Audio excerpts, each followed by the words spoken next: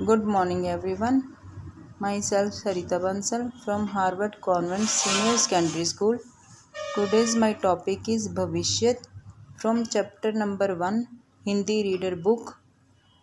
सबसे पहले बच्चे हम इसके शीर्षक के बारे में बात करेंगे।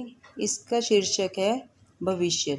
भविष्य का मतलब है फ्यूचर, यानी कि कवि ने इसमें हमारे फ्यूचर के बारे में बताया है कि हमें अपने फ्यूचर में आगे कैसे बढ़ना चाहिए, हमें भविष्य को कैसे रखना चाहिए, किस भांति जीना चाहिए, किस भांति मरना चाहिए, सो सब हमें निज पूर्वजों से याद करना चाहिए।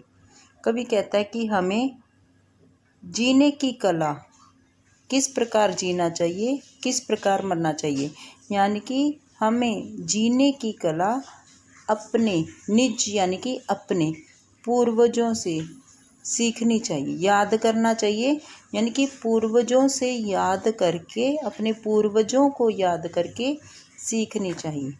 पदचिन्ह उनके यत्न पूर्वक खोज लेना चाहिए। पदचिन्ह यानी कि पैरों का निशान, यत्न पूर्वक यानी कि कोशिश करके, यानी कि उन्होंने अपने जीवन में क्या किया था, क्या हमारे लिए किया था, क्या देश के लिए किया था, ये हमें कोशिश करके पता लगा लेना चाहिए, खोज लेना चाहिए और निज पूर्व गौरव दीप को बुझने ना देना चाहिए।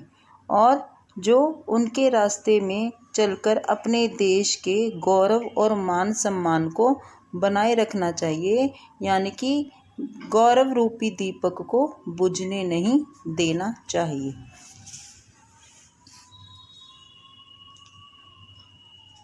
आओ मिले सब देश बांधव, हार बनकर देश के, साधक बने सब प्रेम से, सुख शांति में उद्देश्य के। इसमें कवि कहते हैं कि आओ हम सब मिलकर देश के बांधव हार बनकर, बांधव हार, बांधव यानी कि कंठ, गले में, हार मतलब हार, माला, भी हम सब एक दूसरे से गले में पड़े हुए हार की तरह मिले, साधक बने सब प्रेम से, सुख शांति में उद्देश्य के। और हमारा यही उद्देश्य हो, यही कोशिश हो कि हम देश में प्रेम और सुख शांति का प्रसार करें। क्या सांप्रदायिक भेद से है एक मिट सकता हो, बनती नहीं क्या एक माला विविध सुमनों की को।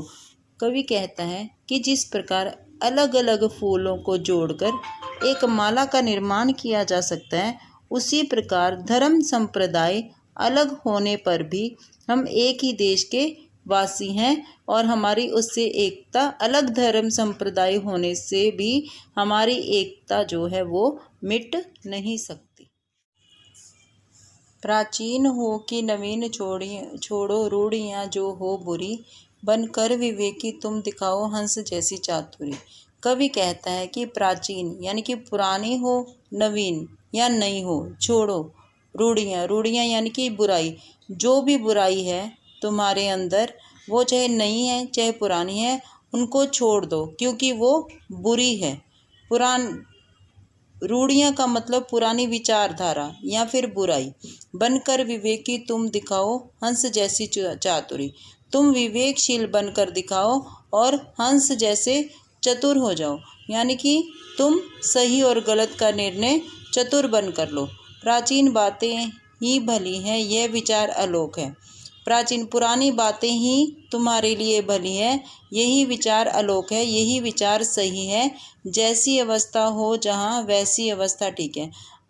तुम जैसी अवस्था में हो, जैसी स्थिति में हो, उसी के अनुसार व्यवहार करो, वैसे ही व्यवस्था, वैसा ही व्यवहार सबके लिए ठीक है, तुम्हारे लिए ठीक है।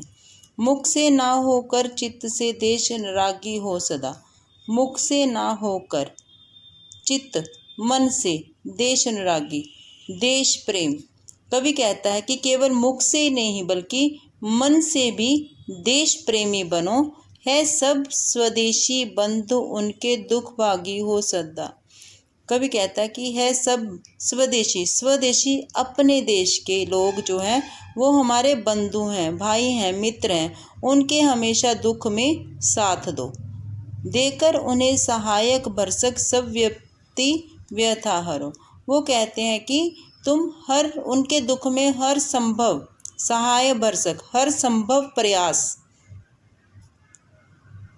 कवि कहता है कि उनके दुख में हर संभव प्रयास करके उनकी सब विपत्ति यानी कि दुख, व्यथा यानी कि दुख दूर करो। तुम उनके दुख में संभव प्रयास करके उनकी दुख विपत्ति दूर करो। निज दुख से ही दूसरों के दुख को अनुभव करो। कवि कहता है कि अपने दुखों में दूसरे के दुख का अनुभव करके देखो और तभी तुम उनके दुख को समझ सकते हो और उनका दुख दूर कर सकते हो। इसके बाद बच्चे हम कविता का मूल भाव जानेंगे कि कविता का मूल भाव क्या है। इस कविता के कवि मैथिली शरण गुप्त हैं। मैथिली शरण गुप्त द्वारा लिखित प्रस्तुत कविता जातिगत और धर्मगत भेदभावों के ऊपर उठकर आदर्श समाज की प्रतिष्ठा पर बल देती है। हम अपने पूर्वजों के पद चिन्हों का अनुसरण कर देश का गौरव बनाए रखें, पुरानी रूढ़ियों और अंधविश्वासों का त्याग करें, देश में शांति, सद्भावना और एकता को बनाए रखने का प्रयास करें और एक दूसरे के दुख सुख का भागी बने। यही कविता का संदेश है। Thanks, have a nice day.